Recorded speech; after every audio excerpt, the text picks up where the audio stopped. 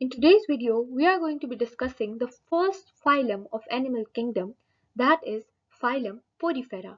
phylum Porifera को sponges के नाम से भी जाना जाता है. Firstly, हम इंट्रोडक्शन डिस्कस करते हैं phylum Porifera का. इंट्रोडक्शन में नेम जो है इसका वो लैटिन वर्ड से डिराइव्ड है, जिसके अंदर पोर्स का मतलब होता है मीनिंग पोर एंड फेरा टू मीन बियर, यानी कि पोर बियरिंग बॉडी है इसकी. Sponges evolved from protists called cyanoflagellates. Cyanoflagellates जो हैं protists हैं, उनसे basically sponges evolve किए हैं. ये बात याद रखने की MCQs के लिए. They are all aquatic. Some live in fresh water, others live in marine water. Aquatic होते हैं, कुछ fresh water के अंदर रहते हैं, कुछ marine water के अंदर रहते हैं. Sponges are sessile and larvae are motile.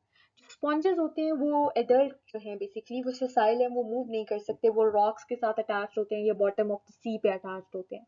However जो इनके लार्वास होते हैं वो मोटाइल होते हैं, वो मोटिलिटी शो कर सकते हैं. They are asymmetrical. अब ये जो है एसिमेट्रिकल हैं, कोई सिमेट्री शो नहीं करते. अगर आपसे एमसीक्यू में पूछ लिया जाए कि इनकी बायलेटरल सिमेट्री है या रेडियल सिमेट्री है, तो आपने जहन में रखना है कि they are asymmetrical, they do not have any symmetry. We are going to discuss the organization of their body कि body कैसे organized है. तो body isn't organized as tissues. Tissues की form में organized नहीं है, so they are basically parazoa. Outer dermal layer is pinacoderm and inner layer is cyanoderm made up of flagellated cells called cyanocytes. Outer layer जो है वो pinacoderm है, inner layer cyanoderm है और inner layer जो है जिन cells से बनी हुई है वो flagellated है और उनका नाम क्या है cyanocytes. आउटर डर्मल लेयर और इनर लेयर के दरमियान मिडल लेयर होती है, मिडल लेयर को मेसेनकाइम बोलते हैं. बॉडी के पास पोर्स होते हैं, वाटर एंटर करती है इन पोर्स से जिनका नाम ऑस्टिया है, और बाहर कैसे जाएगी एक लार्ज मेन ओपनिंग है जिसको ऑस्कुलम बोलते हैं. पोर्स न्यूमरस हैं, वो पूरी बॉडी के ऊपर प्रेजेंट होंगे, उनसे वाटर एंटर करेगा और जब उसने एग्जिट करना है तो एक लार्ज मेन ओपनिंग ऑस्कुलम है, उससे वो एग्जिट कर जाएगा. ऑर्गेनाइजेशन ऑफ बॉडी समझने के लिए ये डायग्राम देखें. इसके अंदर हमारे पास ये आप देख सकते हैं एक स्पॉन्ज है, ये एक सरफेस के साथ अटैच्ड है. आउटर बॉडी पे देखें बहुत ज्यादा डॉटेड स्ट्रक्चर्स नजर आ रहे हैं. These dotted structures are basically representing the pores.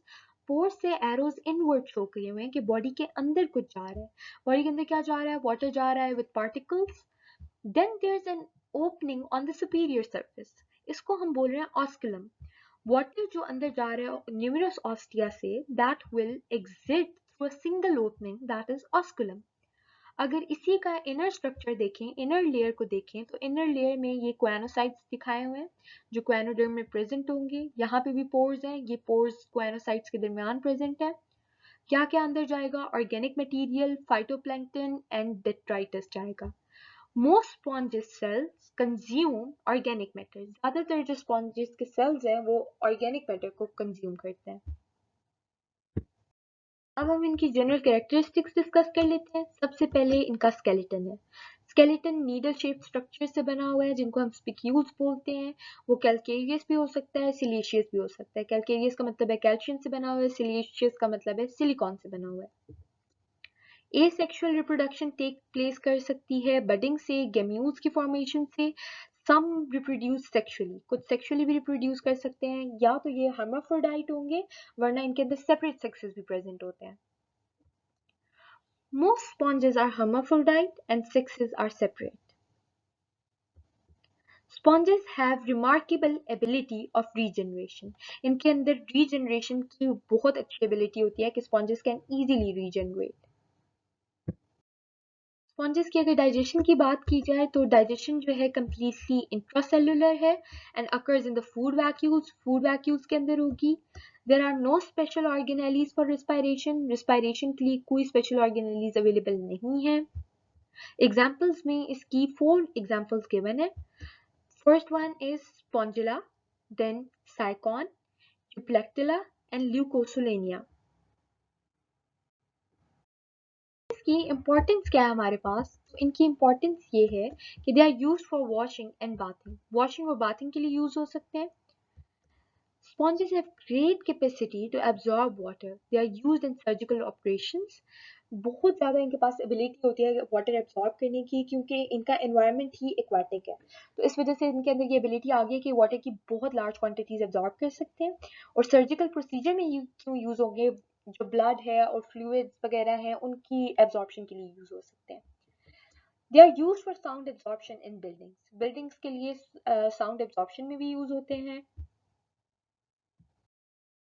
Practice question को डिस्कस कर लेते हैं। प्रैक्टिस क्वेश्चन की statement is 80% of food consist of along with zooplankton and phytoplankton। 80% जो फूड है स्पॉन्जेस का वो किससे बना हुआ है? Option A is nutritional organs, option B is detrital organs, option C is excretory organs and option D is none। Solution discuss कर लेते हैं प्रैक्टिस क्वेश्चन का। तो सॉल्यूशन में करेक्ट ऑप्शन हमारे पास बी है, that is detrital organs। Detritus, along with zooplankton and phytoplankton, forms a large portion of their food. Sponges के food का large portion detritus से बना हुआ है, zooplankton से बना हुआ है and phytoplankton से बना हुआ है। Hope today's lecture was clear. Thank you very much.